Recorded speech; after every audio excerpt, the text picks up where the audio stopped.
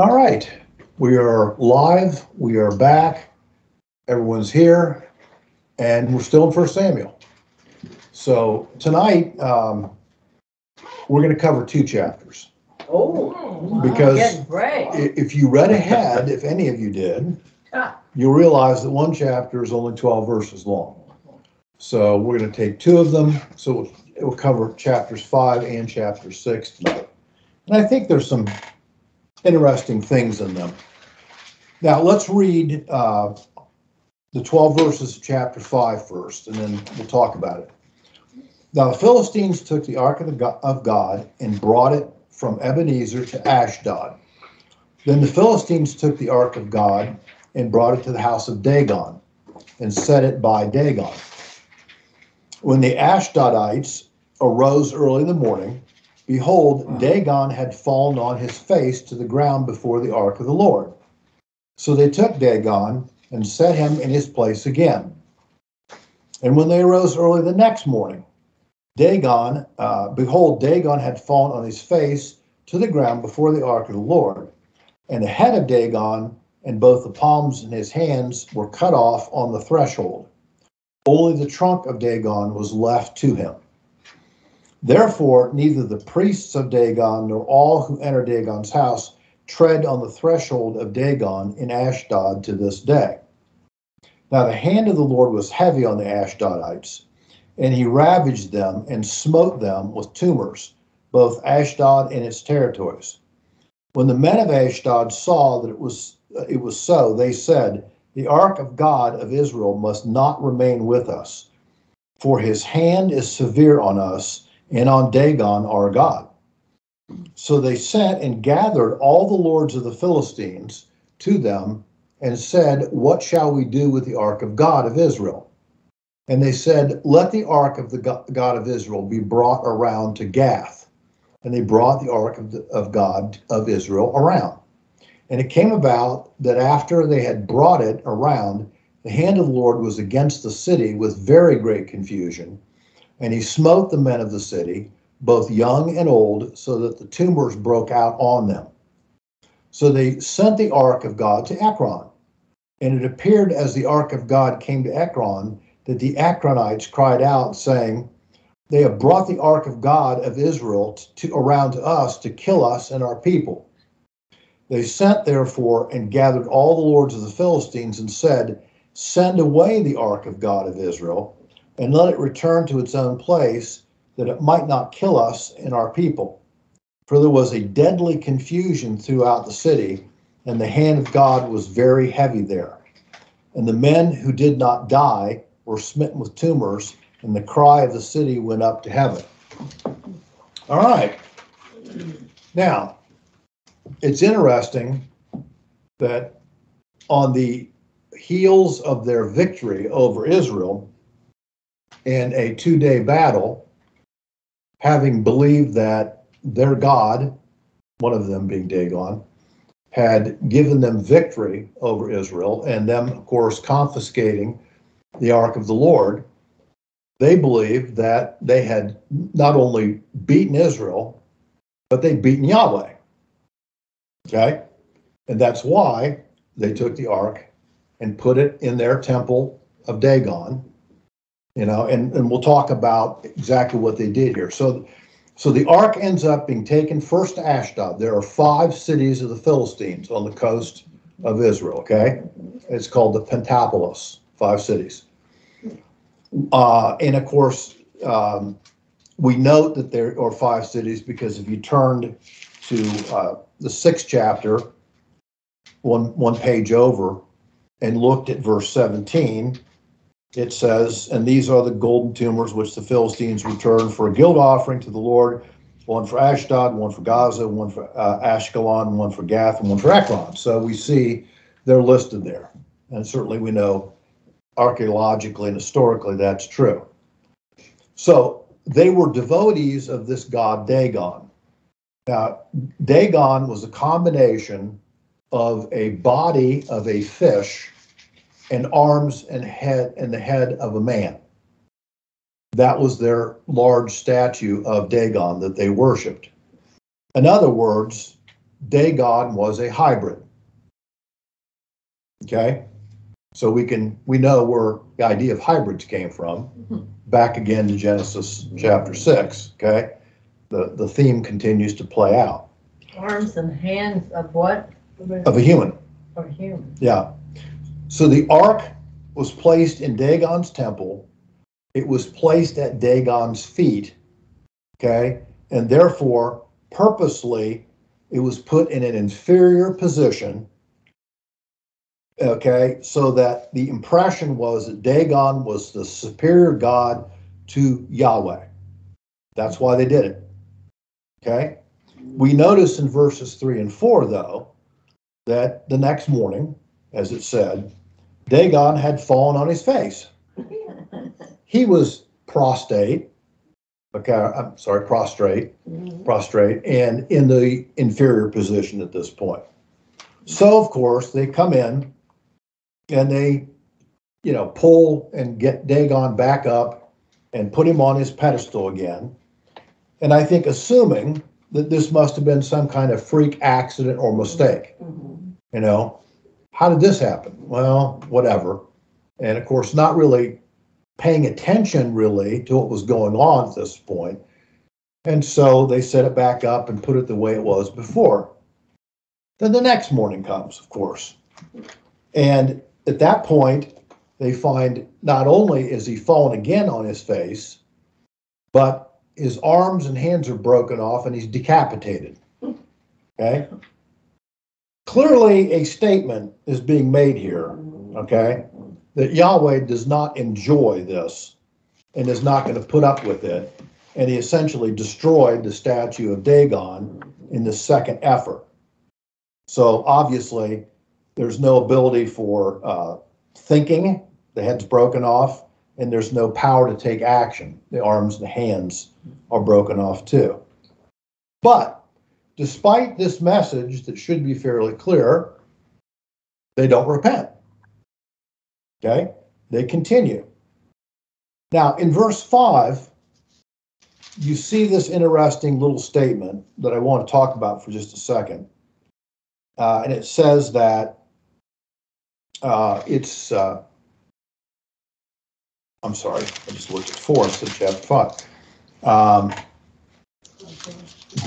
It's in verse 5 and it says, therefore neither the priests of Dagon nor all who enter Dagon's house tread on the threshold of Dagon in Ashdod to this day. And you go, what's that mean? Okay. Well, there's another example of this usage. If you want to keep your hand here and turn all the way to the prophet Zephaniah. So past Zechariah, I believe. No, not quite. Just before, apparently, Zechariah. Look. Yes, just before. And we want to look at chapter 1, and we want to look at verse 9. Now, what is said is, and God's talking about that he's going to punish, it's a prophecy of judgment, okay? And he's going to punish, and in verse 9 it says, and I will punish on that day all who leap on the temple threshold. Okay, so here is a reference to the temple threshold. Well, basically what you're seeing here with these people in Philistia is that they become, having had these things happen to their god statue, they become very superstitious. Mm-hmm. And so they decide that the way to avoid bad things happening to Dagon is to make certain when they go in and out of the entrance to the temple not to step on the threshold, which of course is the threshold of the door between the inside and the outside. Magical thinking, okay? And of course, we know this idea. I'm certain for our age group, you will all remember this. Step on a crack and break your mother's back. Yes. Mm-hmm. Same concept, okay? Magical thinking, and that's what this seems to refer to. Now in verse 6, it's interesting. We see first the mention of this word tumor. Mm-hmm. In Hebrew, it literally means a mound. And it's important to understand that to interpret what's going to happen here. Because if you don't know this, you get confused about this rodents and eventually these golden rodents and this disease, etc. Okay. Now, My Bible says hemorrhoids. yes, I know many of them say that. I think that's really a poor interpretation because of what is said later. I think, well, you'll see. I think that that is not a great interpretation. Now, in the Septuagint version of the Old Testament, it says in this area, rats sprang up in the land, and it was great. I'm sorry, it was great death and panic. So we're going to see three key words that will tell us what this really means. In chapter 5, verse 6, the word for mounds is Othel. That's the first one. Okay. Then in chapter 5, verse 9, that was chapter 5, verse 6. In chapter 5, verse 9, we see another word. It's the word satar in the Hebrew, and it means for something to break out or to be initially hidden, but then come forth. Okay, that's the second word we're going to look at. And of course, what it seems to imply, well, let me get to the third word first. So the third word is Tahor. And Tahor means, and it's found in chapter 6, verse 11, it means a painful swelling. That's literally what it means in the Hebrew.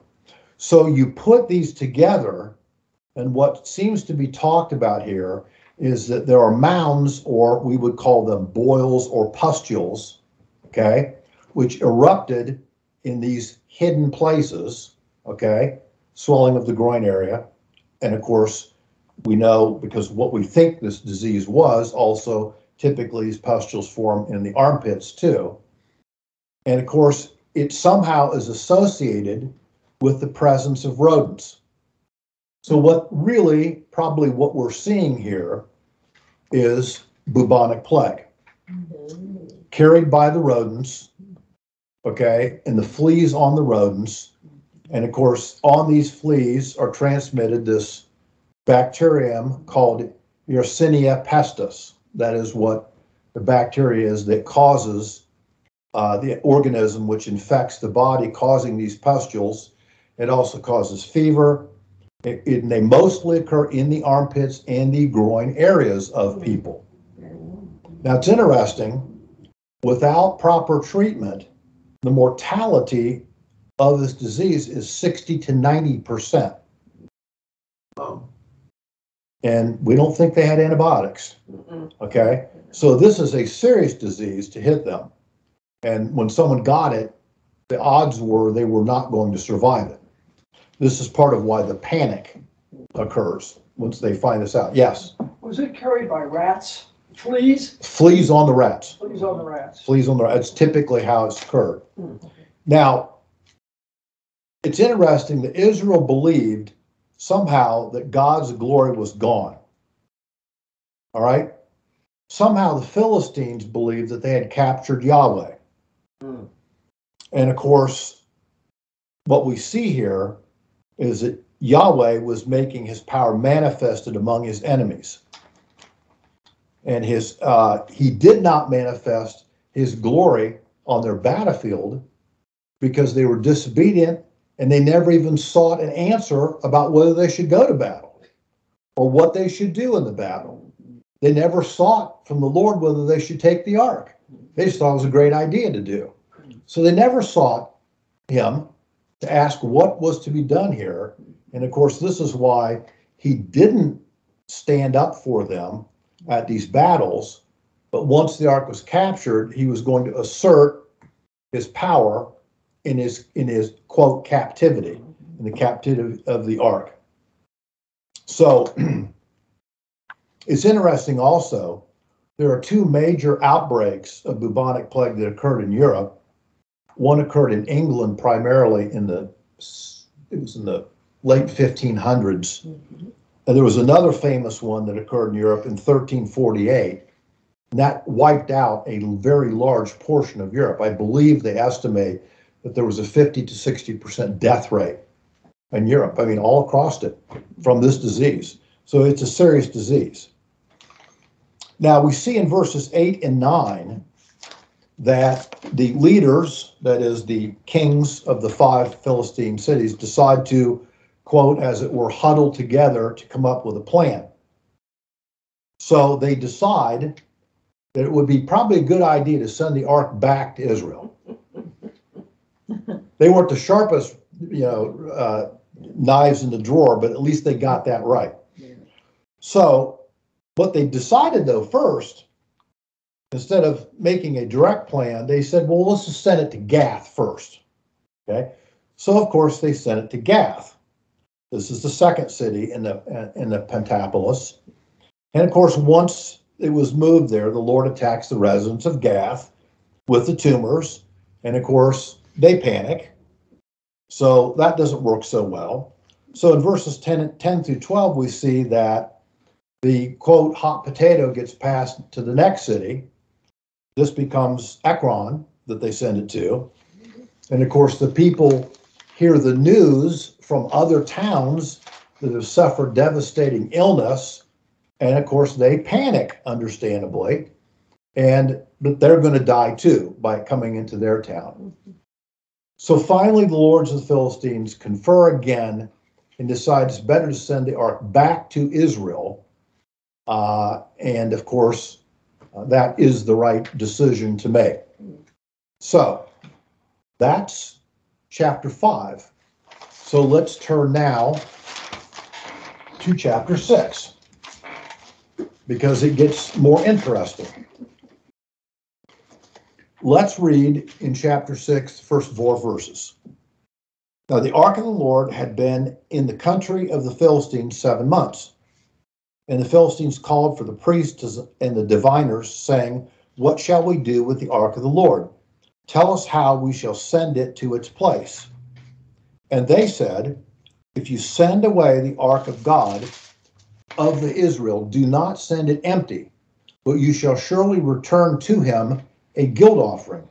Then you shall be healed, and it shall be known to you why his hand is not removed from you. Then they said, what shall be the guilt offering which we shall return to him?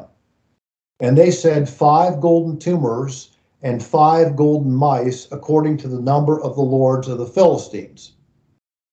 For 1 plague was on all of you and on your lords. Now notice why there's a questionable interpretation of the wording here. You should see it just logically looking at it. It's in the middle of verse 4. 5 golden tumors and 5 golden mice, according to the numbers of the lords of the Philistines. Well, how many were the numbers of the lords of the Philistines? There were 5 cities. 5. So it wasn't 5 tumors and 5 golden mice. That can't be the interpretation of what it is. So I think we have a loose interpretation that's been done here, and I'll show you in the Hebrew why I think it's a loose interpretation. Now, historically, of course, when the Philistines would capture or overcome a particular group of people, a nation in battle, they would, of course, capture the idols of that nation, the defeated nation, and again, like they did with the Ark of God, they would put them in their temple, showing superiority of Dagon, or they also worship Baal too, to these other gods. And of course, we know from what we just read, this time it went horribly wrong for them. Now, after experiencing the plague upon all these cities, and of course the many deaths which occurred, this of course was a humiliating defeat for the Philistines, but they finally decided that it's time to get the ark back to Israel. Now, it says that they had possession of the ark for 7 months. Do you see it? What does the number 7 mean? perfect number. Right, of the number of perfect completion. Mm-hmm. So the point is, God had completed his judgment against the Philistine cities in the 7 months' time. So now he allows or encourages them, or however it occurred, to talk about taking the ark back to Israel. Now, the leaders of their priests not so much are asking how to return it, but in what manner should it be returned so as to appease Yahweh, so that he would stop afflicting them. That's really what they're discussing here in these first couple verses. Now, it's interesting that they came up with some advice that was not too dissimilar to some principles in the Levitical code. It wasn't exact, but it's interesting they come fairly close. The priests advised that they need to make an appropriate gift as a type of sacrifice to appease Yahweh. All right? In verse 3, they talk about it being a guilt offering. And in Hebrew, that's the word asham. The word asham means a guilt offering. It is it's the result of a sin or guilt done, an admission of fault or guilt by someone, and a compensation for the wrong done. That's what this means. And somehow they seem to understand this, that there needed to be this, quote, guilt offering to satisfy Yahweh about this and to get him to quit attacking them. Now, it's interesting when you talk about they sought the priests and the diviners. Do you see that? Mm-hmm. Okay, because they wanted to figure out how to do this. There were three, just for your information, okay, there were three extremely common ways to divine something in the ancient world. When you read culture after culture, there's three that they seem to use all the time. The first one is called divination by arrows. But this one you had to be a little careful about, because you shot arrows into the air, okay? And they would return to the ground, and then the priest would somehow look at the pattern of how the arrows fell and determine what that meant, okay? Hopefully they were fairly quick when they shot the arrows into the air and got away, all right? But Is that where the Ouija board came from? not exactly. I think it's not exactly that. The second, of course, is divination by this thing called Terraphem. Now, what Terraphem means is it's a Hebrew word that means a household god or household idol. Mm-hmm. Keep your place. Rachel had one. Yep.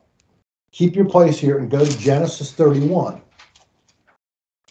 And you'll see one of the first uses of this that is mentioned in the Bible. It's Genesis 31, and we're going to read verse 19. This is the story that when Laban, after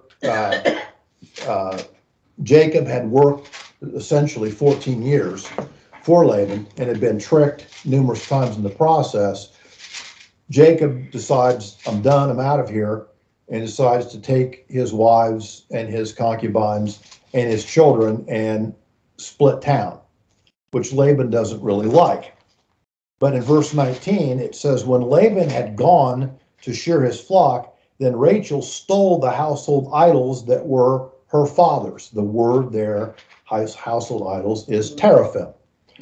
Now, apparently, the idea of the Terraphem is not unlike the idea of idols that are used in particularly the Orthodox Church, where they have these various idols, and the thing that they pray for instance, sometimes is for them to bleed. Okay, you know what I'm talking about? Okay, and apparently the Terraphem were supposed to actually articulate an answer. Something came out of the mouth of one of these things, obviously spoken by a demon, that gave an answer. That'd be kind of creepy, wouldn't it, to have that? But that was the second way in which divination was usually done. The third way in which divination was done was the examination of the entrails of the sacrificed animal. Oh, yeah. And I'm not certain quite how that worked, but they obviously looked at the intestines and somehow determined an answer to a question by how they looked. So those were three very common uses in the ancient world at that time. So the priests were asked what form or item should be used to appease Yahweh. And of course, the suggestion is 5 golden tumors. Okay, 5 golden tumors. One obviously made, as it said, for each one of the cities and for each king of those cities.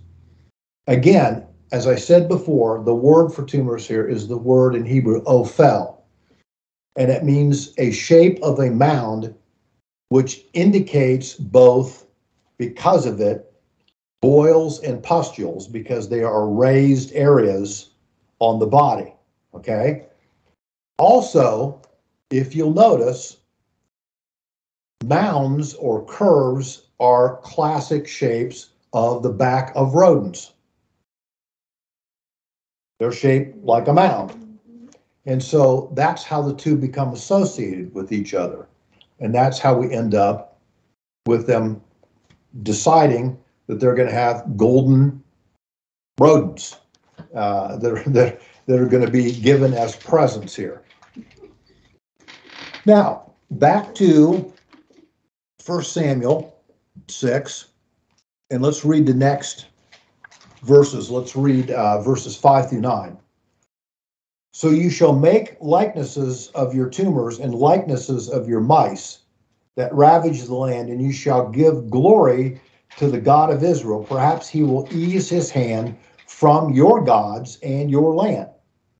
Why then do you harden your hearts as the Egyptians and Pharaoh hardened their hearts? When he had severely dealt with them, did they not allow the people to go, and they departed?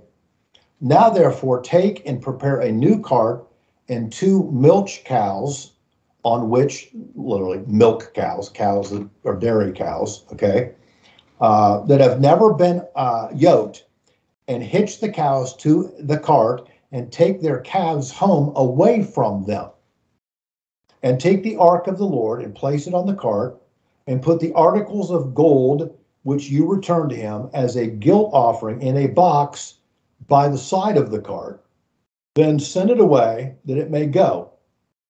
And watch if it goes up by the way of its own territory toward Beth Shemesh. Then he, that is the Lord, okay, has done this great evil. But if not, in other words, if the animals don't go directly towards Beth Shemesh, then we shall know that it was not his hand that struck us. It happened to us by chance. So somehow after all this, they're still not completely convinced that God's causing this. So the priests therefore suggest a reason about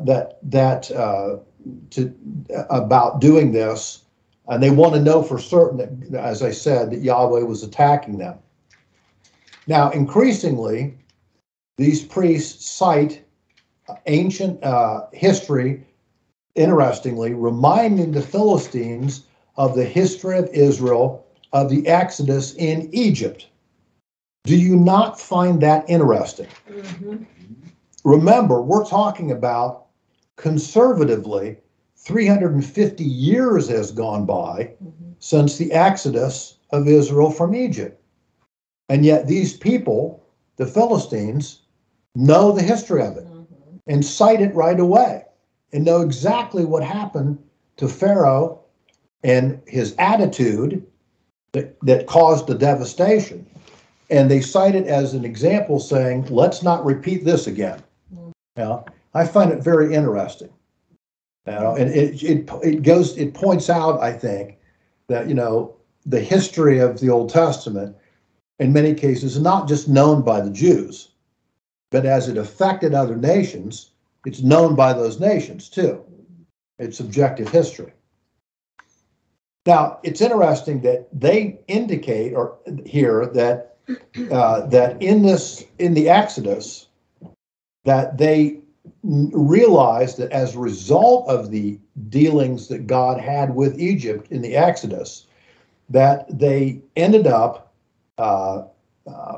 causing the literal collapse of the Egyptian agriculture, of massive deaths in Egypt. They knew also of the collapse of their military, and also of their maritime, their military ships. And we know from records, ancient records, Greek records, and other records, that it literally took 150 years after the Exodus for Egypt to recover.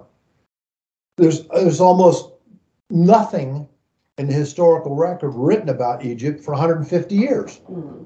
So literally, I mean, God's wrath and plagues on them devastated this country, okay, very badly. Now in verse 4, it says 5 golden tumors and mice. Now it's interesting. Let me tell you what the Hebrew says here. Not that we're Hebrew scholars per se, but it says Va Hamisha Akbre Zahan. Now ha, the first word, can mean either and, or it can mean namely. Either one, simply depending on the context and how it's used. So in other words, the Hebrew wording here doesn't mean 10 items, okay, 5 golden tumors, 5 mice, but rather it means 5 golden mounds / rodents for each city. That's what the Hebrew is really indicating. So that's 25. No, I'm sorry, for each city. Each one for the city, each city. 5. Oh, there was 5 for 1 for each. Yes, I'm sorry, I said that incorrectly. One of these golden rodent tumors, quote unquote, Wow. for each city. And that still killed all of that city. One little rodent running around. No, there were lots of rodents. It's just that this was they fashioned this gift of appeasement for the Lord, and they decided what to do, and they came up with making these golden rodents, okay, that have this curved back, you know, like the word says, Ophel. And that's what they came upon to say, this will be our guilt offering to Yahweh. And they fashion these things and put them in a box.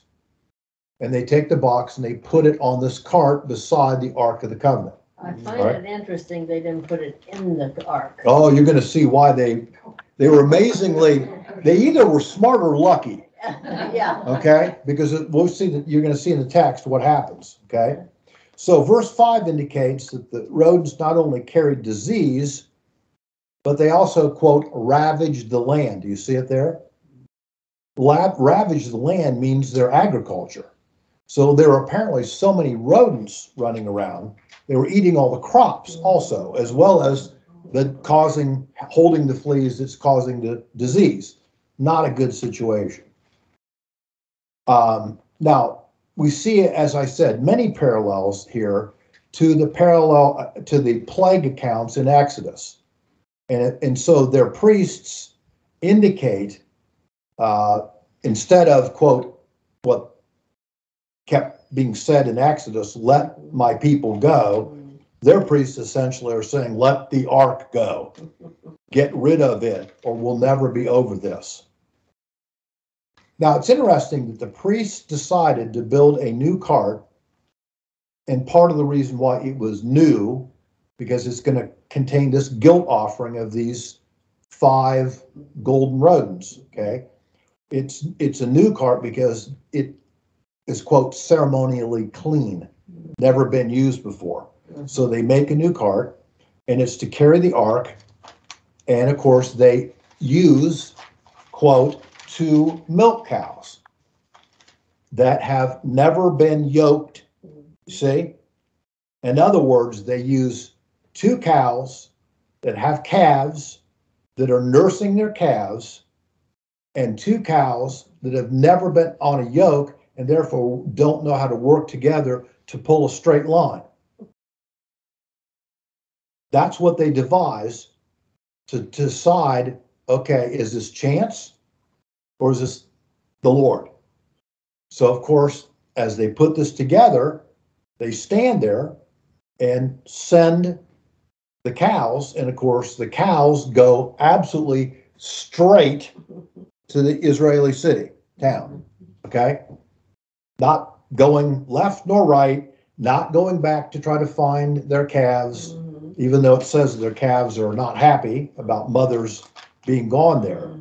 So, and of course, they find out that exactly what they supposed in doing this was true. And this indeed was directed by the Lord. Was not a chance event. Now, let's read verses 13 through 16 of 1 Samuel 6.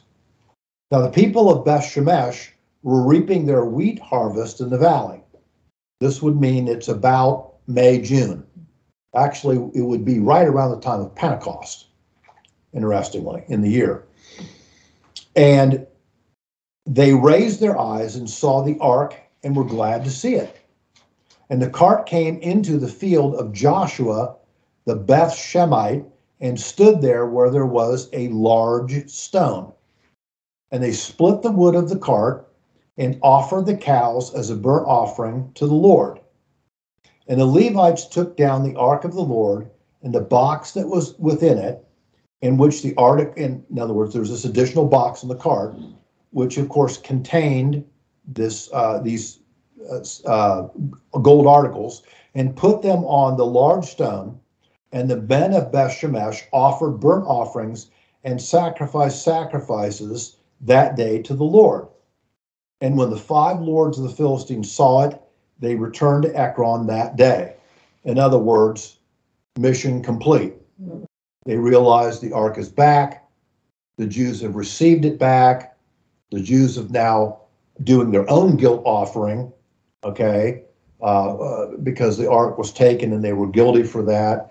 And they realized, okay, we're done with this thing.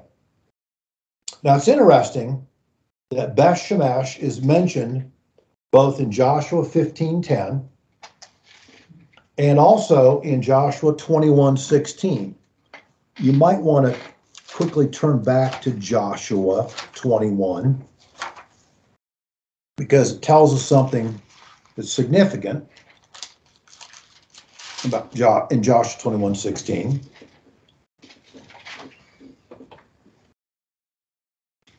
It says, it's talking about, in starting verse 13, the sons of Aaron, the priest, they gave Hebron, etc., etc., etc. And then in 16, it says, and with its pasture lands, and Beth Shemesh with its pasture lands, 9 cities from these 2 tribes. Beth Shemesh is a Levitical city. It's one of the 48 Levitical cities that God set up all around Israel. Okay? Therefore, people that live in it, at least some of them are Levites. Okay? And maybe some of those Levites are also of the priestly order. But certainly it is a Levitical city. Now, it's interesting that we're going to see that even though it's a Levitical city, it appears that the Levites that are in it were rather rusty in terms of their understanding of Torah law concerning the Ark of the Covenant. So what they do is they take the cart, they split the wood up, and there's a large field stone that's in this guy's field. And they use the top of the field stone, put the wood on it, start a fire. Of course, they slaughter the animals and they offer a burnt offering to the Lord at this point. So far, so good. Now, like we said, the Philistine watched it and realized that Yahweh was satisfied. Notice something that's very interesting. the Philistines somehow realized to not put the box of the 5 golden rodents into the Ark of the Covenant. They put it beside on the cart. They did not put it in. How they knew this, we don't know, but they saved themselves from death Yeah, they did. by not opening it. And we're going to look at that in a second. They probably just had that feeling. Yeah, they may have. With all that was going on, they may have realized we got to be pretty tender about this. Don't touch the thing. Yeah. So turn to Numbers chapter 4. Numbers chapter 4. And we want to look at a couple verses here.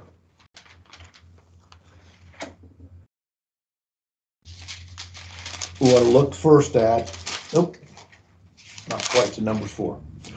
Verse 5, when the camp sets out, Aaron and his sons shall go, and they shall take down the veil of the screen and cover the ark of the testimony with it. The ark is supposedly not to be transported without its specific covering over it. Okay, this is all about... And the poles in it. Yeah, right, and we're going to talk about that. Now drop down to verse 15. And when Aaron and his sons have finished covering the holy objects and all the furnishings of the sanctuary, when the camp is set out, after the sons of Korah shall come to carry them, so they may not touch the holy objects and die. These are the things in the tent of the meeting which the sons of Kohath are to carry. Okay? So, one must be very careful to not touch the ark. Yeah, David, when he was transporting it, they touched it. They did. And a man touched it. yeah, 8 men did. Well, I'm going to talk about that in just a second at the end. Verse 19. But do this to them that they may live and not die when they approach the most holy objects. Aaron and his sons shall go in and assign each of them to his work and to his load. Verse 20, but they shall not go in to see the holy objects even for a moment. That is, open up the top lid of the Ark of the Covenant, lest they die. Now, as Ann said, the way the Ark was transported was that there were 4 golden rings, one on each corner of the Ark of the Covenant, and there were what's called gilded poles. In other words, gold-covered poles, 2 of them, that were put through each side, these 2 rings on each side. In no place is it ever said the Ark is to be put on a cart. Right. Ever. It's to be carried by 4 priests that have to be Kohathites of that, 3 sons of Aaron, and Kohath being one of the lines of them. And that's the way they carried the Ark of the Covenant. Interestingly, God gave the Philistines a pass. He did not judge them, even though they incorrectly put it on the cart, because they couldn't have known not to put it on the cart. Yeah. So he didn't judge them for that. And again, they were smart enough somehow to realize, don't look in the Ark of the Covenant. Maybe they realized it because they'd seen so much death and misery coming from the presence of the Ark. They realized that this is really not a good idea to look inside that box. It's bad enough for it to even be around us. Maybe that's the reason why. Now, let's read verses 17 through 21 and finish back to 1 Samuel and finish this chapter. Chapter 6.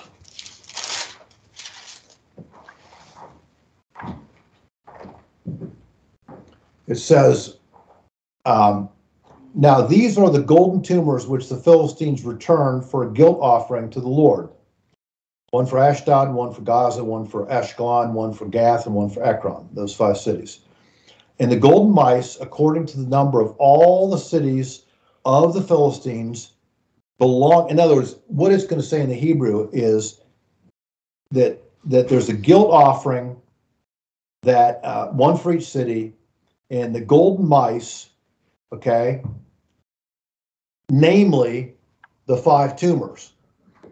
It's, in other words, it's equating the two, is what it's doing. It's not adding together 5 and 5. So he says, and the golden mice, according to the number of all the cities of the Philistines belonging to the 5 lords, both of fortified cities and of country villages, the large stone on which they set the ark of the God is a witness to this day in the field of Joshua the Beth-Shemite. And he struck down some of the men of Beth-Shemesh because they had looked into the ark of the Lord. Not good Torah students, and it cost them. He struck down of all the people, and your text is probably going to say 50,070 men. And the people mourned because the Lord had struck the people with a great slaughter. Verse 20, and the men of Beth-Shemesh said, who is able to stand before the Lord, this holy God, and to whom shall we go up, whom shall he go up for us, from us?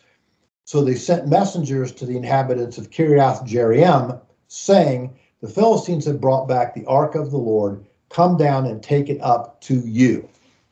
All right, now let's go through this. So the Levites found the, quote, gift box of the 4 golden rodent images, and they have it there, and they put all of this broken up cart on the stone altar, and it says it was a memorial stone. It memorialized the return of the ark to Israel, obviously. Now, as we said, some of the men were not very good Torah students, and they opened up the lid of the ark, and God punished them as he promised he would if they looked in the ark, and some of them died. Now, this is one of these places in Scripture where there's probably a copyist error that has occurred. All right? Now, the advantage we have to figure out whether it was a copyist error is that we have multiple sources of manuscripts. They are called codices, okay?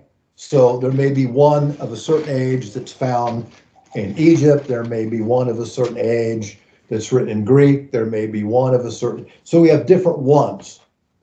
And we can compare them, therefore. And when we compare them, we realize that a number of these manuscripts do not put in the number 50,000.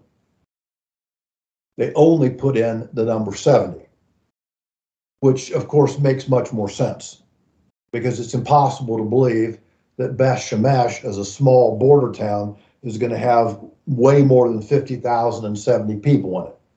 That'd be as big as a fairly good-sized tribe of Israel. So this is just a copyist error, and it's not that hard to figure it out. So probably the number that died is 70.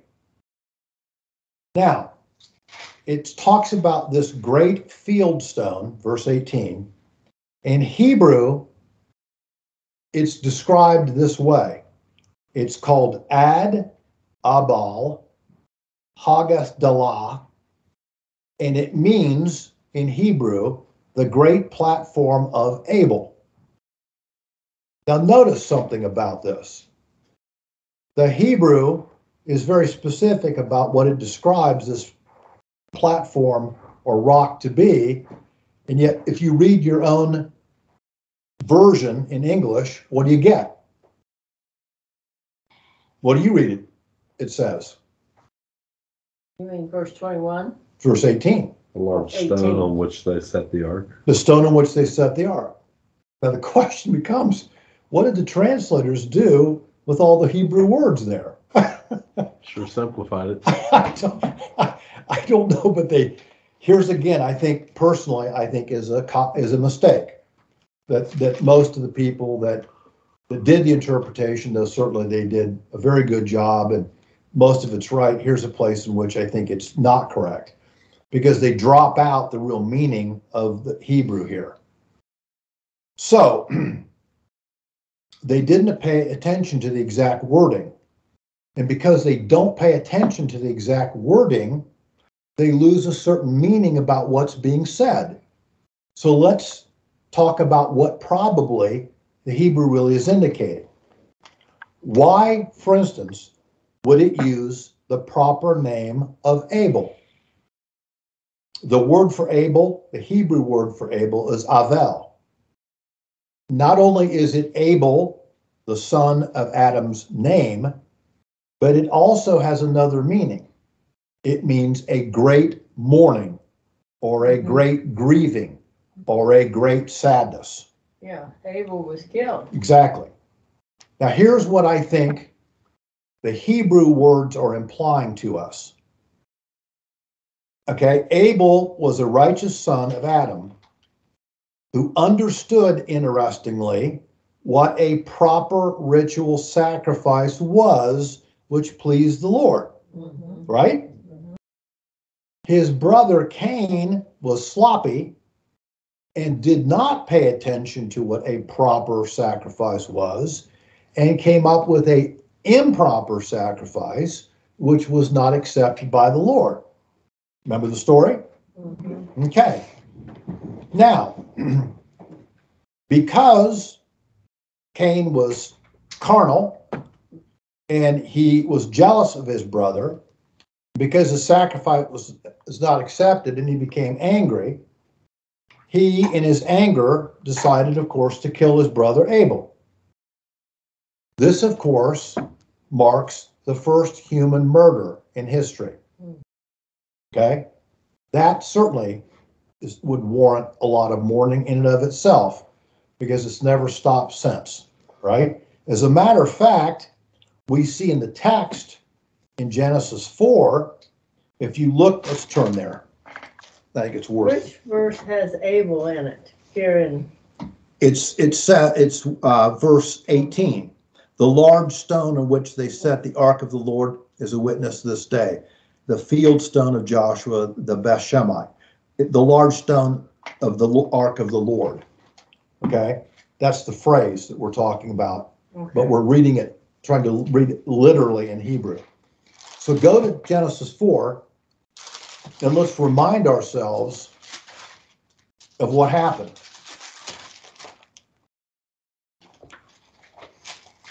Cain kills Abel.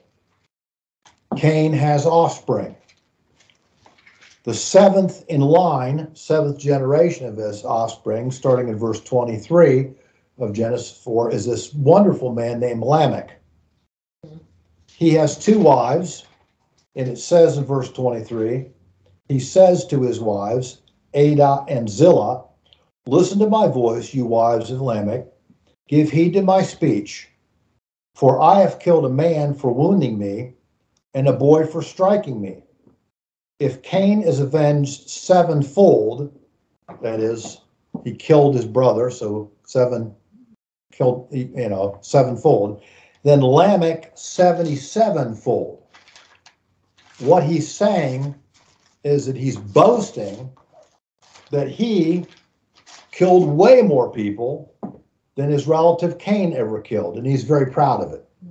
You see the what's happened morally very quickly among these people.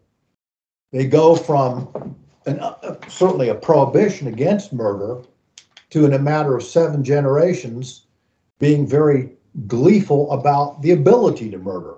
Anyone gets in my way, I'll knock him off. That's what Lamech is saying. If they give me a bad look, I'll kill them. That's literally what Lamech is saying here.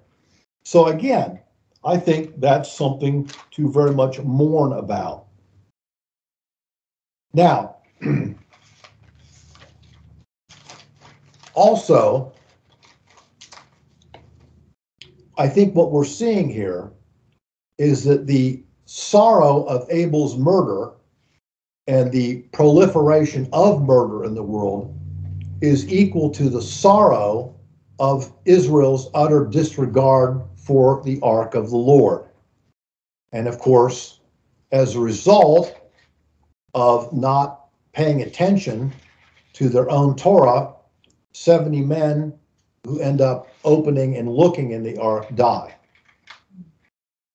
Does that make sense to you?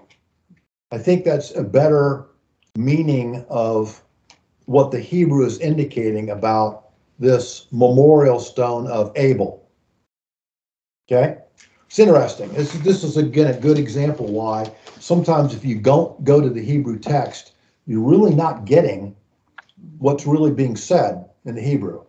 In this case, they literally, I think, just skipped it, more or less. Now, the people in verse 20 asked this question, realizing that when they opened up the top of the Ark of the Covenant, 70 died because of it.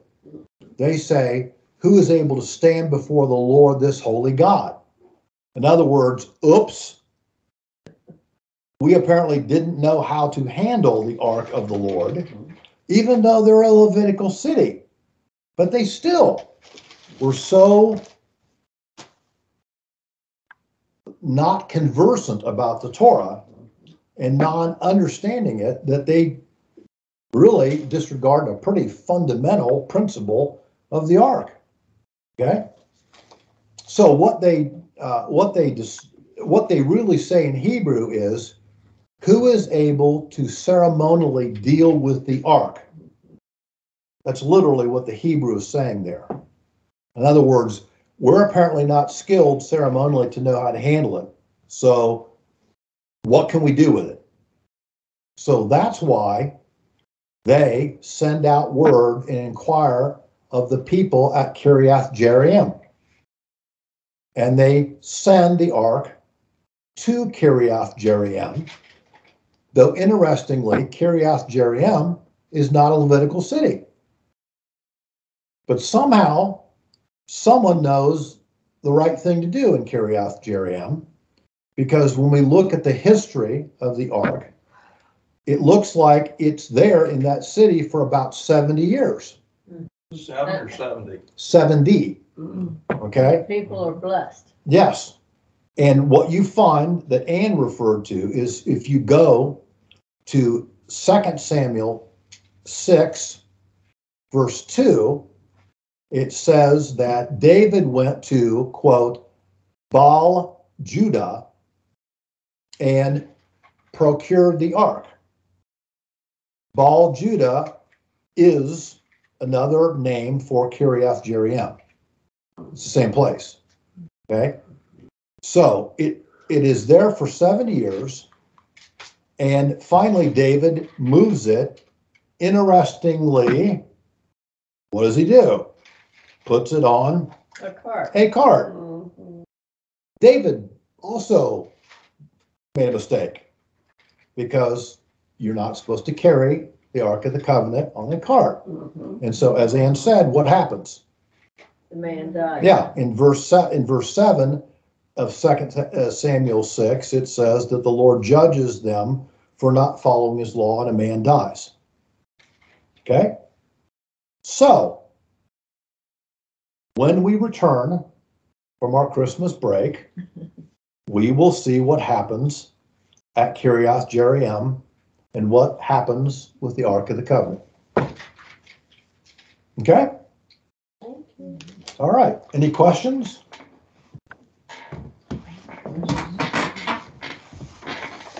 All right. Well, let me quickly pray and we'll stop for tonight. Lord, thank you for your word.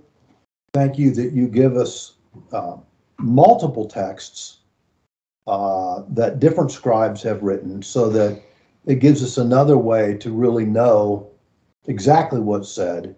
And even though one person might make a mistake, we find that many people don't. And so we can be clear about what the text says to us. Thank you for this section and the things that it teaches us. And we pray this in Christ's name. Amen.